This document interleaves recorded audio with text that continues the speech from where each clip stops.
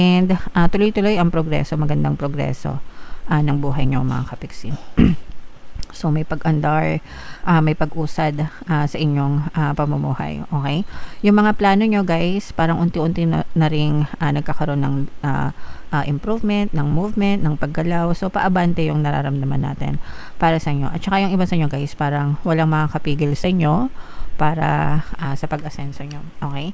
So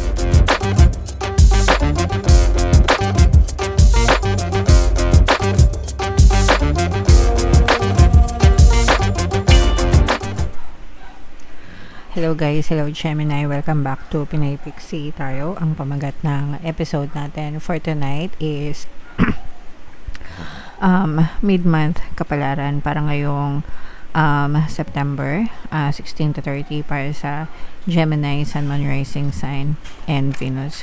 So, unahin natin tong deck na to. By the way guys, naka-upload na yung ating 2026 kapalaran pick a card. Kung hindi nyo pa napapanood guys, panoorin nyo na. So, unahin natin tong deck na to. Tingnan natin yung mga mensahe para sa inyo. This is a good message pertaining sa inyong kalusugan, mga kapiksi. Ibig sabihin, nasa good health kayo or malusog na kalusugan. Pero, syempre guys, no? Pwede rin na gumagaling kayo or nag-i-improve yung mga kalusugan nyo, lalo na kung kakagaling nyo lang sa sakit, di ba? Usong-uso yung sakit ngayon guys, no? Ubo, sipon, alam nyo naman nag-suffer ako dyan, pabalik-balik. So, buti na lang medyo naka-recover na tayo. Pero for some of you guys, pwedeng naka-recover na rin kayo, mga kapiksi. But this is something na dapat hindi natin tinitake for granted, no? Make sure na alagaan natin ang ating kalusugan guys. Okay? Magpagamot, magpa-doktor kung kinakailangan para siguradong ligtas tayo mga kapiksi. Alright? Another message for you Gemini. Wow, so maganda. This is another message guys. Now we are also being guided and protected by Archangel Gabriel, and this is also good message na pagdating sa communication department natin mga kapiksi, maganda, swabe yung ating komunikasyon sa ibang tao, mga kapiksi. So may mga issues din na nare-resolve, no? Kung meron kayong mga hindi pagkakaunawaan dati, mga conflict sa ibang tao, ganyan, pwedeng nare-resolve na rin yung mga sitwasyon nyo, mga unresolved conflicts nyo sa ibang tao guys. Okay? So nagiging maayos mga kapiksi, na dadaan sa mga mabubuting usapan guys. And kilig naman kayo guys. So this is more on romantic energy mga kapiksi. Kung kayo ay meron ng mga partner o specific person, mararamdaman nyo yung mainit at matamis na pagmamahal sa inyo ng inyong mga person guys. And kung kayo naman ay single mga kapiksi, maaaring may kumatok sa inyong puso at magparamdam ng kanilang pagtatangi sa inyo guys. Okay? Right. So comment down below Gemini if feeling nyo nakaresonate kayo dyan mga kapiksi. So shuffle natin to guys. Habang sinashuffle ko to, panoorin nyo muna yung video natin regarding sa ating paano mag-manifest ng abundance video card. Kapiksi, sawa ka na ba sa mga struggles at hirap sa buhay mo? Masipag ka ba at masikap sa buhay ngunit hindi ka pa rin umaasenso? Ilang beses ka na bang nag-attempt magnegosyo at mag-invest pero palagi ka pa rin nalulugi? Sa pagkakataon na ito ay maaaring may subconscious beliefs ka na nagiging balakid sa iyong pag-unlad at pagyaman. Introducing, paano mag-manifest ng abundance video course. Dito ay matututunan mong ma-overcome ang mga balakid mo para tuluyan ka ng umunlad, umasenso, sumagana, maging matagumpay, successful at maswerte sa iyong kabuhayan, pera, trabaho, negosyo, salapi at kaperahan ng bonggang-bongga. Dali, mag-send na ng email sa pinoypixie@gmail.com at simulan na ang iyong pagyaman ngayon. Alright, so sa lahat ng gusto mag-avail ng course guys, naka-flash sa screen nyo Una, meron tayong paano mag-manifest ng abundance video course. Meron din tayong paano mawala ang third party at magkaroon ng harmonious na relationship. And meron din tayong paano pabalikin si ex-revised breakup. Sa mga interesado guys, mag-send lang kayo ng email sa pinoypixie@gmail.com. So, Gemini guys, kayo ay represent ng Queen of Swords sa ating spread. Mga kapixie, latag natin yung spread nyo guys. So, sa mga naghahanap ng pampaswerte na lucky charms or lucky bracelet, may mga items na may kita kayo sa description box nitong video. So, tsaka sa comment section. Ito yung sample guys. Ito yung aventurine. Ito naman yung citrine. So, check out nyo na guys. So, eto guys, this is both negative and positive mga kapixie. Although sa negative, hindi naman masyado guys, no? Medyo nagkakaroon lang kayo ng mga emotional pain. Mga konting emo lang ito mga kapixie. Hindi naman ito madibdiban na emotional pain, no? Siguro mga konting emo lang, mga something in your head na parang hindi pa kayo naka-move on mga kapixie, no? Something na nangyari sa inyo probably in the past, in the recent past na medyo nagmumukmok pa kayo ng konti guys. It's okay guys, ganun talaga, but you will heal mga kapixie. Lilipas din yan, magiging okay din kayo sa paglipas ng panahon or sa pagdaan ng panahon. Meron tayong Ho'oponopono guys, no? Kung kayo ay nakakaranas ng mga emotional pain, pwede nyo pakinggan para makatulong sa inyong mga pinagdadaanan. On the good side naman, ito yung sinasabi natin guys na healing, no? For some of you talagang nag-i-improve yung inyong overall health, kalusugan. Mga kapixie, no? Probably dahil ito ring healing nyo, mga kapixie, sa kung may mga emotional and mental pain kayo, magiging ma-okay din kayo. You just have to focus on your healing first. And again guys, no?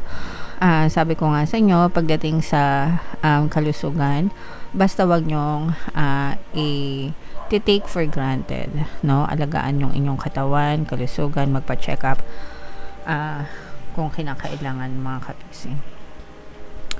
And magiging maganda ito yung sorry, yung sinabi ko kanina na may magpaparamdam sa inyo guys, no? Kung kayo ay meron ng mga partner o specific person, magiging maganda yung communication, no? Yung sinabi kong communication guys, ng inyong partner o specific person, talagang tuloy-tuloy, sweet, loving, and caring. And kung kayo naman ay mga single guys, no, maaari talagang may magparamdam or may mag-confess ng kanilang pag-ibig sa inyo guys, okay? So, i-mind-mind nyo na rin itong mga pag-ibig na to, itong healing na to, and tuloy-tuloy ang progreso, magandang progreso ng buhay nyo mga kapixie. So may pag-andar, may pag-usad sa inyong pamumuhay, okay? Yung mga plano nyo guys, parang unti-unti na ring nagkakaroon ng improvement, ng movement, ng paggalaw. So paabante yung nararamdaman natin para sa inyo. At saka yung iba sa inyo guys, parang walang makakapigil sa inyo para sa pag-asenso nyo, okay? So, i-mind-mind nyo na yung mga magagandang progreso na yan, magagandang pag-unlad na yan, mga kapixie. So, what else guys? Ayan. So, malakas talaga yung energy ng love guys, no? Malakas yung energy, especially sa new love connection, mga kapixie. Yung mga single, hello sa mga kapixie natin single. Yung iba sa inyo baka may mga nanliligaw na sa inyo, no? Lalo pa tong magi-spark, lalo pa tong titinde. So, basta mag-ingat lang kayo guys sa mga ine-entertain nyo na manliligaw kasi minsan sa mga online lang, no? Meron akong nakita guys, sorry, no offense, pero matanda na, as in lola. Tapos yung jowa niya sobrang bata. So, hindi ko alam kung joke ba yun or what. Pero mukhang totoo kasi parang sa online lang nakilala. So, bahala na kayo guys. Wag naman kayo magpa-auto lalo na pagka hinihingan kayo ng pera mga kapixie kasi obvious naman na ini-scam kayo. So, mag-ingat kayo sa mga ganong modus guys. Okay?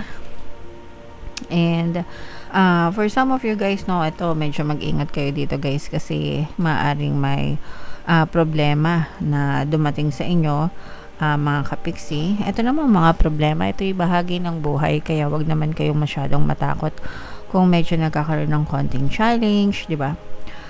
Sometimes nakaka-contribute yon sa buhay natin para mas lalo tayong maging masipag, masikap sa buhay natin. So, normal lang itong mga problema na to. Basta paghandaan nyo na lang and huwag kayong panghihinaan ng loob, mga kapiksi. Pero mga kabangon din kayo, mga ka-recover din kayo. Wala tayong masyadong nakita sa kaperahan, no? As in sa money, sa trabaho. Ang nakita natin sa inyo guys is more on life at saka love life, mga kapiksi. Pero sa buhay naman guys, parang tuloy-tuloy lang din yung buhay nyo, tuloy-tuloy sa pagtatrabaho, sa paghahanap buhay, as is where is, mga kapiksi. Actually guys, ina-advise kayo na medyo magpahinga kayo kasi yung iba sa inyo guys, parang medyo exhausted. Eto, no? So, kasi nga nakikita natin na parang tuloy-tuloy kayo sa pagsisikap nyo sa buhay. Kaya siguro lumalabas ng energy na to, mga kapiksi, para medyo magpahinga naman kayo kasi baka nako-compromise yung inyong kalusugan, no? Kung maganda na nga yung kalusugan nyo, baka lalo pang sumablay guys, okay? So wag nating pabayaan yung ating kalusugan. Okay lang na magsipag tayo guys, no? Kasi masipag din ako kaya talagang napapansin nyo naman guys, di ba, kahit inuubo tayo, hirap na hirap tayo magsalita. Gumagawa pa rin ako ng videos for you. Wag lang talaga yung hindi ko na kaya magsalita. But ganun ako kasipag guys. And kaya gusto ko rin na maging masipag kayo. Pero wag nyong i-compromise yung inyong tulog, yung inyong pahinga, 'di ba? Minsan may mga times na bumibigay talaga yung katawan natin. So listen to your body. Mga kapiksi, mas importante pa rin yung kalusugan, 'di ba? Aanhin natin yung damo kung patay na ang kabayo, 'di ba? So we have to take care of ourselves guys, okay? Alright. Okay, so comment down below, Gemini, if feeling nyo naka-resonate kayo. And for more tarot readings, mga kapiksi, ito yung playlist nyo. Ito pala yung ating 2026 kapalaran. Panoorin nyo na. Ito naman yung ating success stories ng paano mag-manifest ng abundance video course. Thank you for liking, sharing, and subscribing. See you next time. I love you all. Have a nice day. Bye-bye.